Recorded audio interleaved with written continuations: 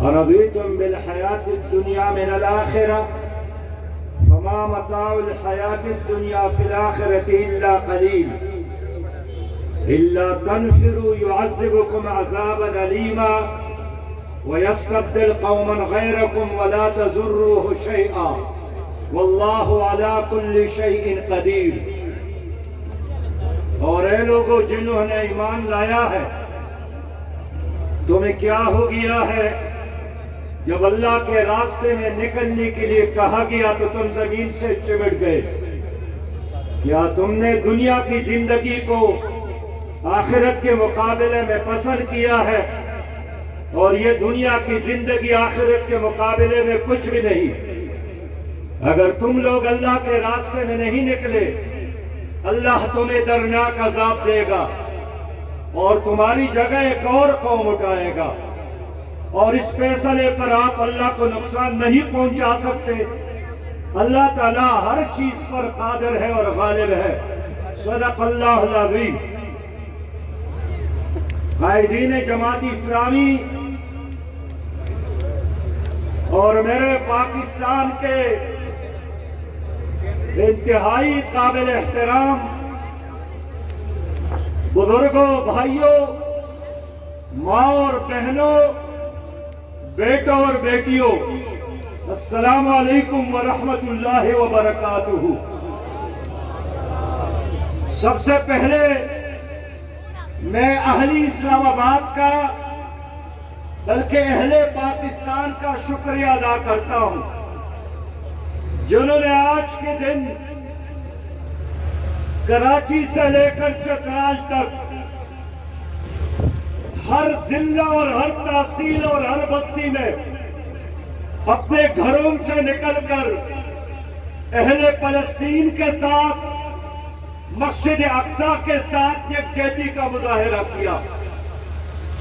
اور آج میں خصوصی طور پر اسلام آباد کے شہریوں کا، ماں اور بہنوں کا اور بزرگوں اور نوجوانوں کا شکریہ ادا کرتا ہوں کہ آپ لوگوں نے بھی استنبول کے مسلمانوں کی طرح، قاہرہ کے نوجوانوں کی طرح ہمارے عالم اسلام کے ان زندہ تابندہ مسلمانوں کی طرح لاکھوں کے تعداد میں نکل کر ایک زندگی کا ثبوت دیا، ایمان کا ثبوت دیا۔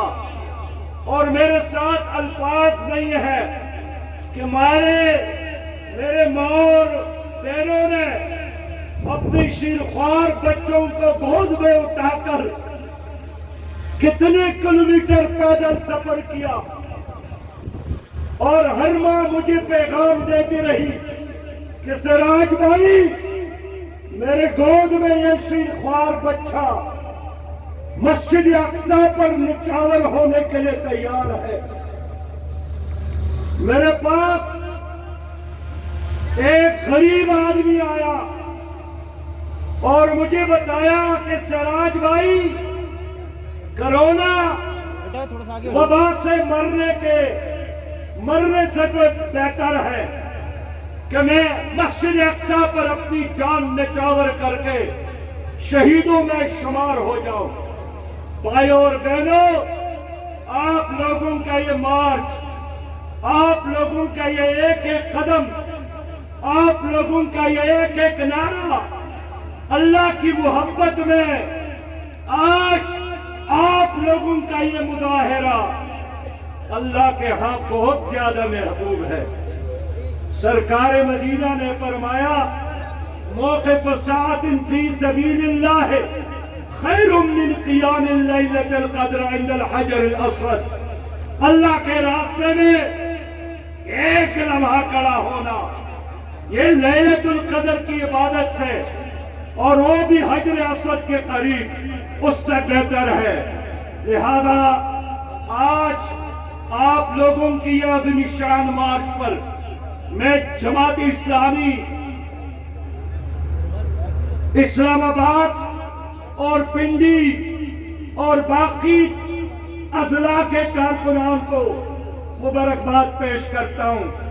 میرا تو خیال تھا کہ آج اس اسلام آباد میں لاکھوں کا ایک جلسہ ہوگا، اس لیے کہ سرکاری جماعت نے بھی اعلان کیا تھا، باقی جماعتوں نے بھی اعلان کیا تھا، لیکن مجھے بتایا گیا کہ یہاں پریس کلب میں چند سو لوگ اکٹھے ہو گئے تھے اور پھر منتشر ہو گئے تھے، لیکن الحمدللہ آپ لوگوں نے پاکستان کی لاج رکھی، آپ لوگوں نے امت کی لاج رکھی، آپ لوگوں نے یہ ثابت کیا کہ پاکستان قبرستان نہیں ہے، یہ زندہ لوگوں کا، شیر دل لوگوں کا، شاہین صفت لوگوں کا پاکستان ہے۔ میرے دوستو، 12 دنوں سے مسجد اقصی اور غزہ پر بارود کی آگ برسائی جا رہی ہے، 12 دنوں سے ہمارے بھائیوں اور بہنوں پر لوہے کی بارش ہو رہی ہے، 300 سے زیادہ ہمارا بہن بھائی وہاں شہید ہو گئے، 60 سے زیادہ ہمارے بچے شہید ہو گئے، وہاں ہاسپٹل جلائے گئے، اسکول جلائے گئے، گلیوں اور کوچوں میں معصوموں کا خون پایا گیا۔ مسجد اقصی مقدس مسجد ہے، اس کو ہمارے نوجوانوں کی خون سے خون رنگ کیا گیا، اور یہ رمضان کا آخری عشرہ ہمارے نوجوانوں نے خون آلود چہروں کے ساتھ سجدے کیے، خون آلود چہروں کے ساتھ اللہ اکبر اور سبحان ربی الاعلیٰ اور سبحان ربی العظیم کا ورد کیا۔ میں فلسطینی بھائیوں کو سلام پیش کرتا ہوں، وہ ہماری عزت ہے، وہ ہماری آن ہے، انہوں نے فلسطین کے آزادی کے اس جدوجہد کو زندہ رکھا ہے۔ فلسطین پر 1200 سال مسلمانوں نے حکومت کی ہے، یہ انبیاء کی سرزمین ہے، یہاں نبی مہربان صلی اللہ علیہ وسلم نے انبیاء کی امامت کی ہے۔ اس سرزمین سے اللہ تعالیٰ نے نبی مہربان صلی اللہ علیہ وسلم کو اپنی ملاقات کے لیے بلایا تھا۔ یہ وہ سرزمین ہے جس کو 636 عیسوی میں حضرت عمر ابن خطاب نے فتح کیا تھا۔ یروشلم کے پادریوں نے باہر آ کر شہر کی چابیاں خود حضرت عمر رضی اللہ تعالیٰ عنہ کے حوالے کی تھی۔ یہ وہ شہر ہے جس کو 1169 عیسوی میں سلطان صلاح الدین ایوبی نے فتح کیا تھا، اور دونوں فاتحین نے اس شہر میں عیسائیوں کو امن دیا تھا، یہودیوں کو امن دیا تھا۔ حضرت عمر ابن خطاب سے عیسائی پادریوں نے درخواست کی کہ آپ آ کر ہمارے گرجے میں کھڑے ہو کر عبادت کریں، لیکن انہوں نے اس احساس کی وجہ سے وہاں نماز ادا نہیں کی کہ آئندہ زمانے میں ہر فاتح آ کر تمہارے گرجا گھروں میں اور تمہاری چرچوں میں نماز ادا کرے گا۔ اس لیے انہوں نے باہر نماز ادا کی اور شہر کے لوگوں کے لیے امن کا اعلان کیا۔ میرے دوستو، 1200 سال اس علاقے پر مسلمانوں کی حکومت رہی، لیکن 1948 میں عالمی کفر نے عالمی سازش کے نتیجے میں دنیا بھر کی یہودیوں کو اکٹھا کر کے ارض فلسطین پر قبضہ کیا، اور وہاں کے میجارٹی کو، وہاں کے اصل وارثین کو، وہاں کے مسلمانوں کو وہاں سے نکالنا شروع کیا، اور اس تمام سازش کا سرغنہ ایک طرف اگر اسرائیل ہے تو اس سے بڑا سرغنہ اور ان کا سرپرست امریکہ ہے۔ 1948 سے لے کر آج تک آگ اور خون کا یہ کھیل جاری ہے۔ لیکن ایک لمحے کے لیے بھی ہمارے مسلمان بھائیوں نے شکست کو تسلیم نہیں کیا، اسرائیل کے ناجائز قبضے کو تسلیم نہیں کیا۔ ایک لمحے کے لیے وہ نہ ڈرے ہیں، نہ جھکے ہیں، نہ دبے ہیں، نہ شکست کو تسلیم کیا ہے، اور ہر صبح اور ہر شام انہوں نے یہی اعلان کیا ہے کہ انشاءاللہ بیت المقدس کو یہودیوں سے ہم آزاد کر کے دم لیں گے۔ میرے بھائیوں اور دوستوں، میں آج آپ لوگوں سے جو بات کہنا چاہتا ہوں وہ یہی ہے کہ اللہ کا فیصلہ ہے کہ یہود اور نصارہ تمہارے دوست نہیں ہو سکتے۔ لن ترضى عنك اليهود ولا النصارى حتى تتبع ملتهم۔ لہذا یہ غلط فہمی ہے، یہ خام خیالی ہے، یہ اپنے آپ کو دھوکہ دینے کے مترادف ہے کہ ہم بیت المقدس کی آزادی کا مطالبہ اور اپنے بھائیوں کشمیریوں کو آزادی دلانے کا مطالبہ یو این او سے کرتے ہیں۔ یو این او بدماشوں کا ایک ٹولہ ہے، انہوں نے کبھی بھی مسلمانوں کا ساتھ نہیں دیا، انہوں نے ہمیشہ مسلمانوں کو دھوکہ دیا ہے۔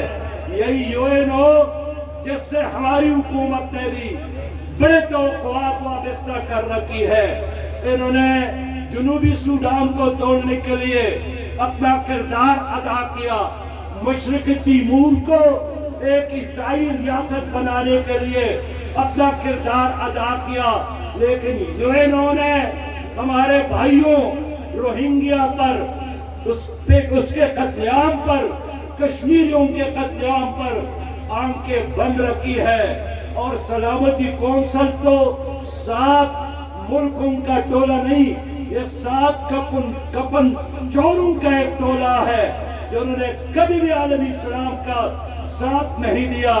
مجھے افسوس ہے کہ اس لمحے بھی امریکیوں نے اور برطانیہ نے ملین ڈالر کا اسلحہ اسرائیل کو دیا، بارود دیا، گرنیڈ دیے، تاکہ بارود میں ہمارے بچوں کو جلائے، ہمارے ماں اور بہنوں اور بیٹیوں کو جلائے، ہمارے مساجد اور ہمارے ہسپتال اور ہمارے اسکول کو جلائے۔ آج او آئی سی کا اجلاس ہوا، ہمارا خیال تھا کہ او آئی سی اسرائیل کے خلاف اعلانی جہاد کرے گا، ہمارا یقین تھا کہ جن اسلامی ممالک نے اسرائیل کو تسلیم کیا ہے وہ اپنے فیصلے پر توبہ کر کے ایک بار پھر اسرائیل کو یہی پیغام دے گا کہ اسرائیلی ریاست ہمیں ناقبول ہے۔ لیکن او آئی سی کے سربراہان نے، وزراء خارجہ نے مل کر کہا کہ اگر اسرائیل نے بمباری بند نہیں کی تو پھر ہم یو این او کے دروازے پر جا کر احتجاج کریں گے، اور یو این او کا دروازہ کھٹکھٹانا پھر ہمارے لیے آپشن ہے۔ میں کہتا ہوں شرم ہے اس او آئی سی پر، ذلت اور رسوائی کا اگر اور کوئی گڑا ہوتا تو اس کو اس گڑے میں کودنا چاہیے۔ انہوں نے او آئی سی کو، انہوں نے 2 ارب مسلمانوں کو بدنام کیا، ذلیل کیا، رسوا کیا۔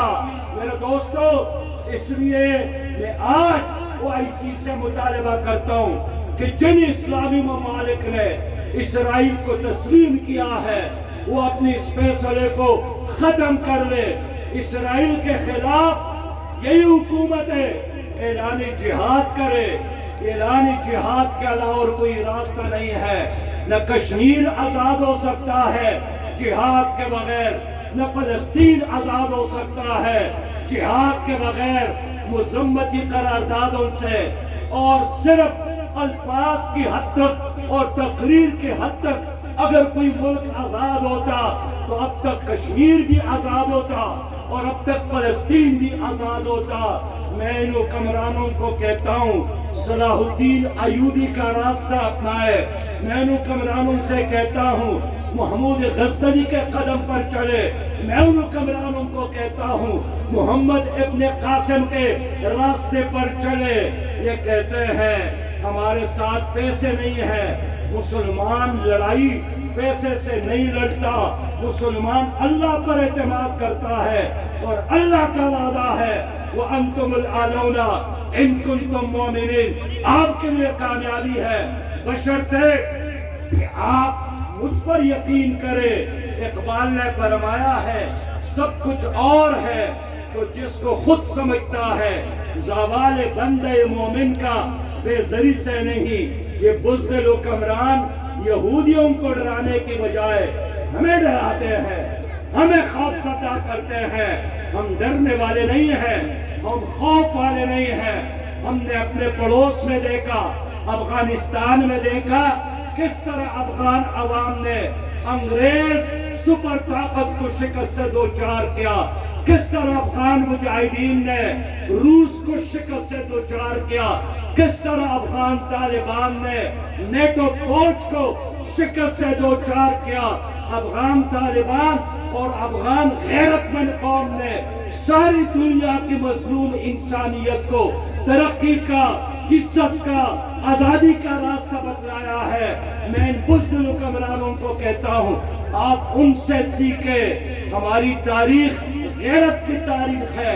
پاکستان اتنی پاور ہے, پاکستان عالمی اسلام کا سب سے بڑا ملک ہے. اس لیے رمضان میں نے خالد مشعل صاحب سے رابطہ کیا, فلسطینی قیادت سے رابطہ کیا.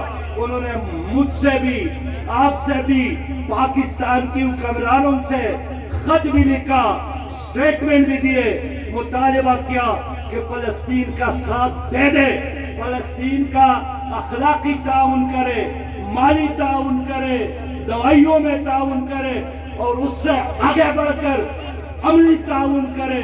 میں نے وہ پیغام جناب شاہ محمود قریشی کے ذریعے ان کو بھی پہنچایا اور جناب عمران خان کو بھی پہنچایا کہ آپ جا کر عمران خان کو بھی یہ پیغام دے دے. مجھے شاہ صاحب نے کہا میں ترکی کو فون کرتا ہوں, ابھی فلسطینی سفیر کو فون کرتا ہوں, ابھی امریکہ کو فون کرتا ہوں. میں نے کہا بابا فون تو میں بھی کرتا ہوں, فون تو میں بھی کر سکتا ہوں, لیکن آج 12 دن گزر گئے. کیا کارکردگی ہے ہماری حکومت کو. پاکستان نے ان کو فون کیا, انہوں نے پھر ان کو فون کیا, انہوں نے پھر ان کو فون کیا. کہتے ہیں ایک بادشاہ نے ایک نوکر رکھا تھا, باڈی گارڈ تھا, تو ایک اور بادشاہ اس ملک کے دورے پر آئے. اس نے جب وہ باڈی گارڈ دیکھا تو بہت پتلا اور کمزور اور لاغر تھا. اس نے بادشاہ سے کہا کہ باڈی گارڈ تو ہمیشہ موٹا اور ہٹا کھٹا اور تھکڑا ہوتا ہے, یہ آپ نے کیا رکھا ہے. انہوں نے کہا کہ اس باڈی گارڈ کی بددعائیں بڑی قبول ہوتی ہیں, تو یہ بددعاؤں کے لیے ہے, یہ مذمتوں کے لیے ہے. اس لیے میں اس بہن کو سلام پیش کرتا ہوں جنہوں نے اس عید الفطر پہ اپنے ہاتھوں میں چنیا ڈالنے کے بجائے ان حکمرانوں کو بھیجا ہے کہ آپ پہنے. اس لیے آپ فلسطین کے لیے کچھ نہیں کر رہے ہیں, آپ کشمیر کے لیے کچھ نہیں کر رہے ہیں, لیکن میرے بھائیوں اور بہنوں پہلے بھی عالمی اسلام کی حفاظت امت مسلمہ نے کی ہے اور آج بھی یہ فرض ہم نے اور آپ نے ادا کرنا ہے. میں آج کے ادبی شان اجتماع کے ذریعے ایک بار پھر فلسطینی مسلمانوں کو پیغام دیتا ہوں کہ وَلَا تَهِنُوا وَلَا تَحْزَنُوا وَأَنْتُمُ الْأَعْلَوْنَ إِن كُنتُم مُؤْمِنِينَ. غم نہ کرنا, فکر نہ کرنا, اللہ تمہارے ساتھ ہے, تمہارا یقین اللہ پر ہے اور پاکستان کے 22 کروڑ عوام آپ کی پشت پر کھڑے ہیں. لہذا میں ایک بار پھر عالمی اسلام کی حکمرانوں سے یہی مطالبہ کرتا ہوں کہ کشمیر کے آزادی کے لیے اور فلسطین کے آزادی کے لیے عملی جہاد کا اعلان کرو. یہ مطالبہ آپ کو منظور ہے؟ میرے عمران خان صاحب نے فرمایا تھا کہ میں سلطان ٹیپو بننا چاہتا ہوں، تو سلطان ٹیپو نے تقریروں کا سہارا نہیں لیا تھا، سلطان ٹیپو نے عملی میدان میں قدم رکھ کر دشمن کا مقابلہ کیا تھا۔ انہوں نے فرمایا تھا کہ میں کشمیر کا سفیر بنوں گا، لیکن اب یہ کشمیر کو بھول گئے۔ میرے دوستو، اب میں کیسے ان سے مطالبہ کروں کہ فلسطین کے لیے یہ کرے اور وہ کرے؟ ان حکمرانوں نے تو آپ کا کشمیر بیچا ہے، آپ کی کشمیر کو انڈیا کے حوالے کیا ہے۔ میں عالم اسلام کے حکمرانوں سے اپیل کروں گا کہ اسرائیل کا بائیکاٹ کرے۔ جن ممالک نے اسرائیل کو تسلیم کیا ہے وہ اپنے فیصلوں کو تبدیل کرے۔ میں عالم اسلام کے حکمرانوں سے مطالبہ کرتا ہوں کہ سب مل کر ساری دنیا کی سطح پر فلسطینیوں کو کے سپورٹ کے لیے جدوجہد کا اعلان کرے۔ غزہ کی دوبارہ تعمیر نو کے لیے ایک بین الاقوامی فنڈ اعلان کیا جائے۔ میں اپنے بھائیوں سے کہنا چاہتا ہوں کہ 70 لاکھ یہودی ہے، اور اس کے قریب جو ممالک ہے، مصر ہے، شام ہے، اردن ہے، سوڈان ہے، 11 کروڑ اس کی آبادی ہے، یعنی ایک یہودی کے مقابلے میں 100 مسلمان وہاں پر موجود ہے۔ اس کے باوجود بھی انہوں نے ہماری زمین پر، ہماری مسجد پر اور ہمارے علاقے پر قبضہ کیا ہے۔ یہ موت ہے۔ اس موت سے نجات کے لیے ایک راستہ جو اللہ نے ہمارے لیے پسند کروایا ہے۔ بعض لوگ کہتے ہیں، اب بھی آپ جہاد کی بات کرتے ہیں۔ جہاد اللہ کا حکم ہے۔ جہاد قرآن میں اللہ تعالیٰ کا ایک مستقل حکم موجود ہے۔ کوئی قوم جو جہاد کو چھوڑے گی وہ ذلیل اور رسوا ہوگی۔ آج کشمیر کے لوگ جہاد کر رہے ہیں، آج فلسطین کے لوگ جہاد کر رہے ہیں، اور عالمی اسلام کا فرض ہے کہ اس جہاد میں اپنا حصہ ادا کرے۔ میں ایک بار پھر آپ سب بھائیوں کو، بہنوں کو ایک آخری بات کہنے کی اجازت چاہوں گا کہ میرے پیارے بھائیوں، آج کا جلسہ بہت بڑا جلسہ ہے۔ انشاءاللہ 23 مئی کو کراچی میں ملین مارچ ہے۔ ہم نے کام چھوڑنا نہیں ہے۔ 30 مئی کو پشاور میں ملین مارچ ہے، اور بیت المقدس کی آزادی تک ہم یہ تحریک جاری رکھیں گے انشاءاللہ، جاری رکھیں گے انشاءاللہ۔ اس کے لیے فنڈ بھی اکٹھا کریں گے اور عالمی اسلام کو اکٹھا کر کے اس کی پشپنائی بھی کریں گے۔ اسلام زندہ باد، پاکستان پائندہ باد۔ وآخر دعوانا ان الحمدللہ رب العالمین۔ تیری تہذیب کی بنیاد ہے مادر پدر آزاد۔